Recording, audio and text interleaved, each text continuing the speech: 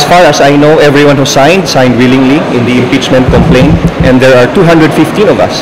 That constitute not only more than one-third, but a supermajority ng lahat ng miyembro ng Kongreso. Sir, 215 or 215? 215. Number one. I cannot see. I only seen the signature page kung saan ako nakapirma at marami kami. And I'm glad that it shows the confidence of the membership of the House na 215 ang pumirma sa impeachment. Sir, may mga allegations doon na baka meron daw dinanggal sa inyo. Is it true? No. There's no such thing na may dinanggal daw po? No. Including project, export, para whatever? No. Ready kayo to defend, among the prosecutors, ready kayo to defend sa Senate, tingin niyo ba ito, what do you think of the job? We will be ready to prosecute. We will wait for the Senate as soon as they receive the transmitted articles of impeachment ngayong hapon. Pag tinanggap ng Secretary General ng Senado, aantayin namin kung papaano mag-a-act ang Senate, whether they will immediately constitute as an impeachment court or not. Kung hindi, aantayin namin. But as far as we are concerned, it is transmitted today, this afternoon, before the session for the House and the Senate will adjourn later this afternoon. Sir, malapit na kasing campaign period. Do you think makakapit sa campaign period itong impeachment trial na ito? Probably impeachment trial. It will affect some, it will not affect some. Depende din yan sa Senate kasi if they will constitute as an impeachment court, baka may maapektuhan mga miyembro ng Senado. It will take time away from their campaign.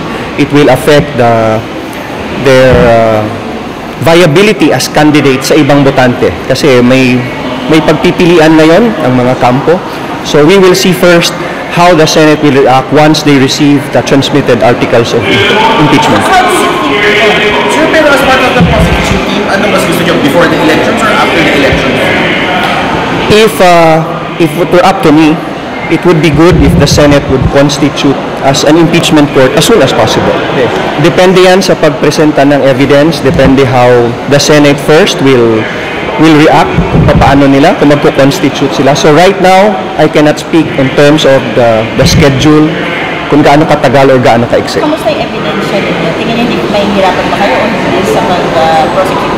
Matatag ang ebidensya, and ang ebidensya mismo nanggaling sa respondent o sa kinasuhan.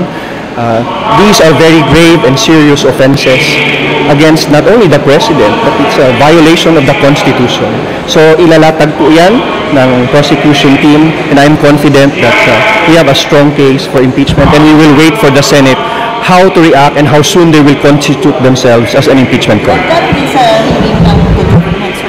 Yes, galing yan sa investigation mismo ng House of Representatives, and even the Senate conducted their own investigations. So, yes. Pero is it true na kaya daw nag-delay ng konti because there were attempts to replace Speaker? Wala akong alam na may ganong move sa part namin. Nasa lang kasi, of course, of course, the Vice President said na ang legal counsel na si former President Rodrigo Duterte, are you ready to face up with the former President in the defense team if ever man? Salika, I think this is also a good venue for due process in the Philippines to work. It's a chance for the Vice President to attend, to present her case. Kung malakas din ang depensa at ebidensya nila, it's a good place so everyone can see, and it will be transparent, makikita ng lahat. The impeachment trial is part of the due process. And panahon ito na makalatag ng ebidensya ang prosecution at ang defense. Hindi ba mas maganda na makinig tayong lahat kung anong ipapakita, and it's up to the Senate to decide which evidence weighs more. Ano yung mas mabigat? Anyway, this is not a criminal case, this is not a civil case. Ang isang impeachment case po ay a class of its own. No? Sa sui generis ang tawag, in legal parley, may sarili itong rules. Basta ang gusto lang namin na maging transparent, and I think this is the best way for the complainants as well as the respondent to lay down their case and their evidence para makita ng sambayan ng Pilipino. Kung asa na, kasi June 30, I mean, malapit kong magpalit yung... Tama. So, are you worried na baka umabot ka ng June 30? Yes, in part yes, kasi mag-a-adjourn ang 19th Congress. We will see first how the impeachment court will treat the adjournment of the 19th Congress. And we will update you as soon as we hear word from the Senate kung paano nila tatanggapin.